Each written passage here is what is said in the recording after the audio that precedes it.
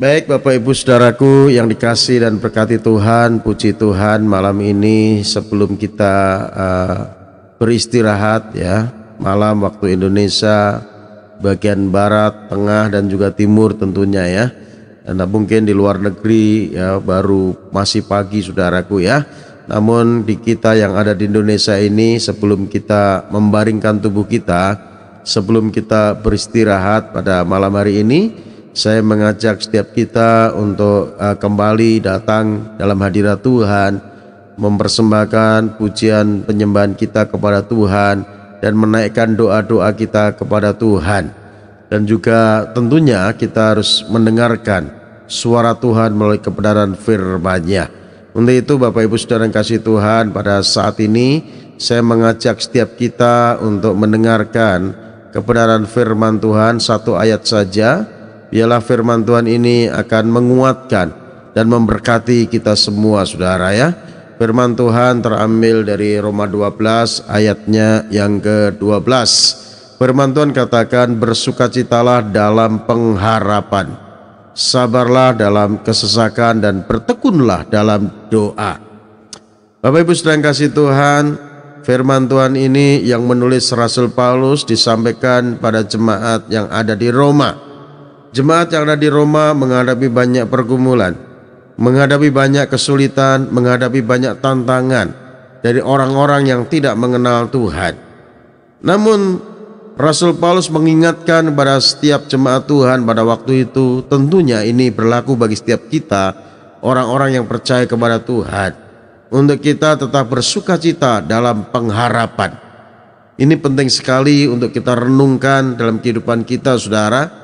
Ya, apapun yang terjadi, kondisi situasi apapun yang saat ini kita hadapi, kita alami dalam kehidupan kita, firman Tuhan mengajar setiap kita untuk kita tetap bersukacita di dalam pengharapan. Karena pengharapan di dalam Tuhan merupakan sesuatu yang pasti, bukan mudah-mudahan saudaraku. Dan Tuhan menjanjikan kepastian bagi setiap kita. Pengharapan yang pasti yaitu apa? Kehidupan kekal dalam kerajaan surga. Jangan sampai karena hal duniawi, jangan sampai karena hal-hal yang sifatnya tidak kekal mengalahkan sesuatu yang kekal, yaitu apa? Keselamatan yang Tuhan sudah berikan dalam kehidupan kita. Untuk itu biarlah setiap kita, orang yang percaya kepada Tuhan, meletakkan pengharapan kita itu hanya kepada Tuhan kita Yesus Kristus. Dan ini yang Tuhan mau kita lakukan dalam kehidupan kita saudaraku. Apapun yang terjadi, situasi kondisi apapun yang saat ini Tuhan izinkan kita alami dalam kehidupan kita, Tuhan mau agar kita tetap bersukacita dalam pengharapan. Kalau kita berharap penuh kepada Tuhan, pengharapan kita seutuhnya kepada Tuhan, maka Tuhan tidak akan pernah mengecewakan setiap kita, orang yang percaya dan berharap kepadanya saudara. Dan ini firman Tuhan mengajar kita untuk kita tetap bersukacita apapun yang terjadi. Lalu Alkitab katakan, sabarlah dalam kesesakan. Sabarlah dalam kesesakan. Kalau saat ini saudara sedang ada dalam kesesakan, ya, mungkin saudara sedang sakit, mungkin saat ini saudara sedang menghadapi masalah ekonomi, mungkin saat ini saudara sedang kesesakan, menghadapi masalah rumah tangga dan sebagainya saudara. Alkitab mengajar kita untuk sabar menghadapi semuanya itu. Memang pada saat kita sedang ada dalam kesesakan itu tidak enak saudara, tidak enak. Kalau saudara disuruh memilih, ya, memilih baju yang sesak atau baju yang longgar, ya, baju yang sesak atau baju yang longgar. Tentunya kalau kita suruh memilih, kita nggak milih dua-duanya. Kita nggak memilih dua-duanya. Kita memilih baju yang pas kita pakai. Ya, baju yang sempit, baju yang sesak juga nggak enak pada saat kita kenakan di tubuh kita, saudaraku. Tentunya setiap kita memilih baju yang pas buat tubuh kita. Baju yang sempit nggak enak pada saat kita kenakan di tubuh kita. Ya, jadi kalau kita suruh memilih, milih yang mana? Ya, baju yang sesak atau baju yang longgar sekali? Tentunya kita memilih baju yang pas, saudaraku. Jadi Bapak Ibu Saudara yang kasih Tuhan, kalau saat ini saudara sedang ada dalam kesesakan, sabar. Ada waktu Tuhan menolongmu. Ada waktu Tuhan akan melepaskanmu dari kesesakan itu. Sehingga saudara bisa memuji Tuhan. Saudara bisa memuliakan nama Tuhan. Sabarlah dalam kesesakan. Alkitab katakan di dalam Amsal, saudaraku, orang sabar itu melebihi seorang pahlawan. Orang yang bisa menguasai diri itu melebihi seorang yang dapat merebut kota, saudaraku. Artinya apa, saudara? Orang sabar, dia akan menang. Ya. Orang yang tidak sabar, orang yang buru-buru, maunya instan, dia akan cepat kalah, saudaraku. Ya. Kalau kita melihat ya orang-orang yang meraih sesuatu dengan instan, ya, apa yang dia dapat itu juga akan cepat hilang, saudara. Segala sesuatu yang kita dapat dengan instan, dengan jalan pintas, ya, itu tidak sesuai dengan apa yang menjadi maunya Tuhan, saudara. Kalau Tuhan maunya itu mengendaki supaya apa? Hidup kita itu dibentuk, diproses oleh Tuhan. Diproses oleh Tuhan. Dan pada saat kita dibentuk Tuhan, diproses Tuhan, Tuhan mau kita sabar. Ya, jalan instan, jalan pintas itu bukan jalan dari Tuhan. Itu adalah jalan yang ditawarkan oleh iblis, saudaraku. Sebagaimana pada saat Tuhan Yesus ada dalam dunia menjadi sama seperti saudara dan saya, ya, dia menjelma menjadi manusia. Dia berpuasa 40 hari di padang gurun. Iblis menawarkan jalan pintas. Iblis menawarkan jalan pintas pada saat Yesus lapar. Iblis dicobai supaya apa? Tuhan menjadikan batu itu menjadi roti. Dan iblis menawarkan terus jalan pintas. Semua akan diberikan kepada Tuhan Yesus kalau sujud menyembah Dia, yaitu iblis itu, saudaraku. Tuhan Yesus diperlihatkan kemegahan dunia. Dan inilah jalan pintas, saudaraku. Namun Tuhan yang menjadi manusia itu, dia mengalahkan kuasa si jahat. Walaupun berulang kali datang mencobai, menggodai, Tuhan Yesus tidak mau mengikuti apa yang menjadi kata iblis, saudara. Jadi Bapak Ibu Saudara yang kasih Tuhan, jalan pintas itu bukan jalan dari Tuhan. Ingin cepat kaya, jalan pintas, pergi ke Gunung Kawi. Ingin cepat naik pangkat, jalan pintas, melakukan suap. Jadi jalan pintas itu bukan jalan dari Tuhan.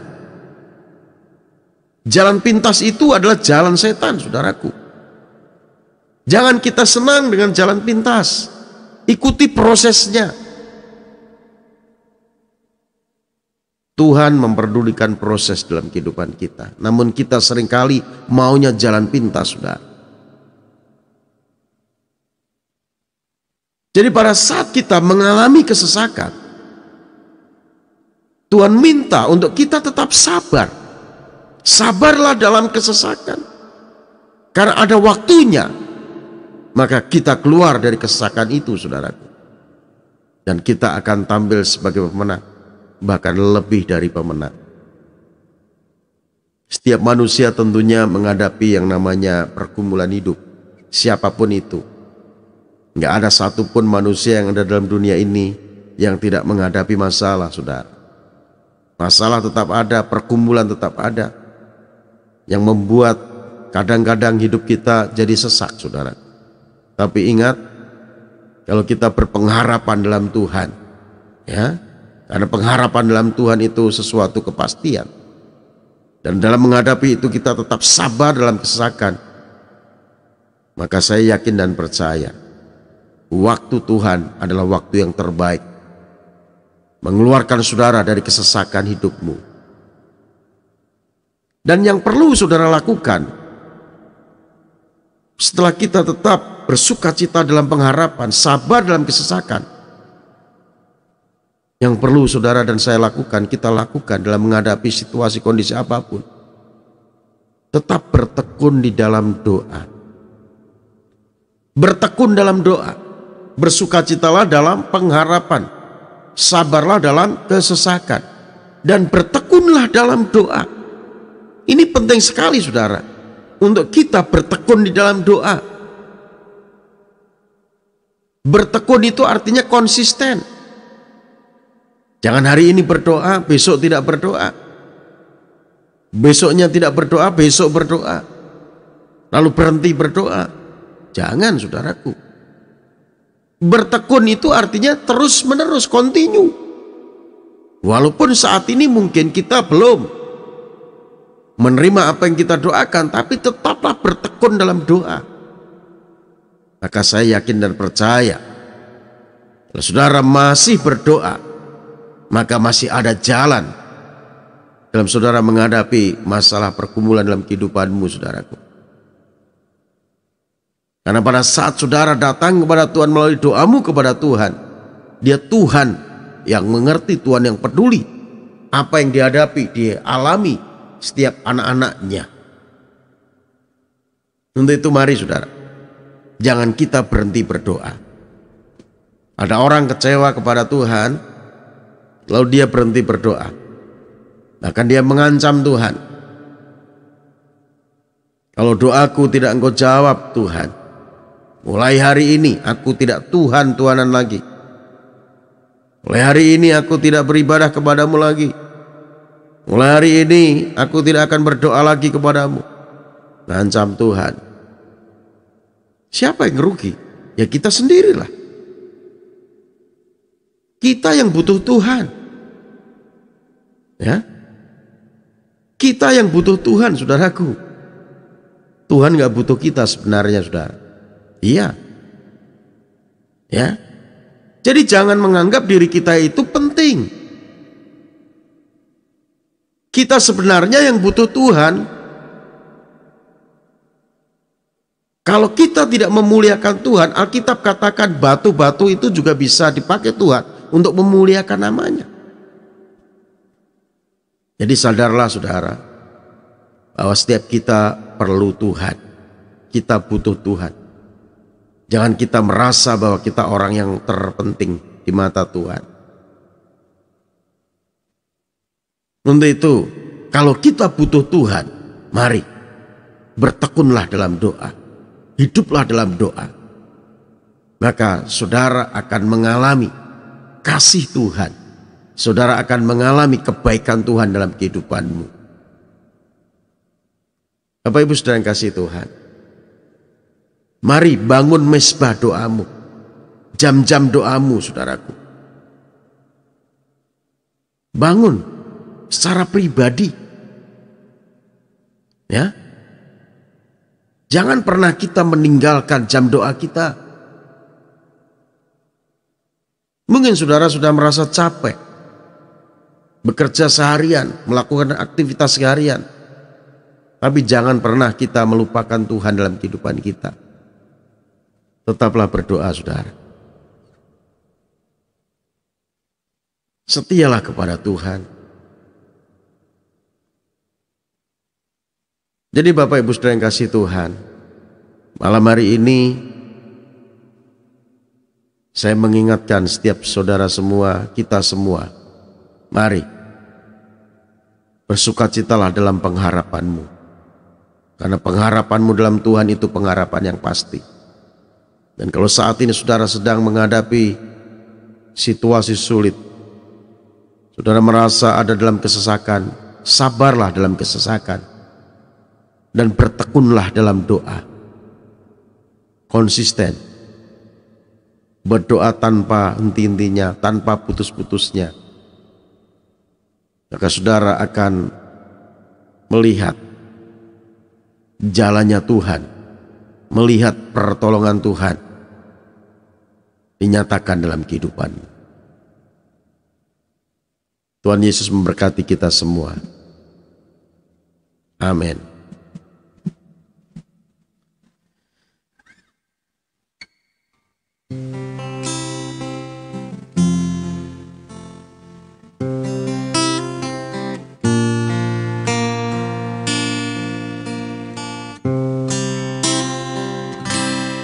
Ku Ku tahu Bapa peliharaku,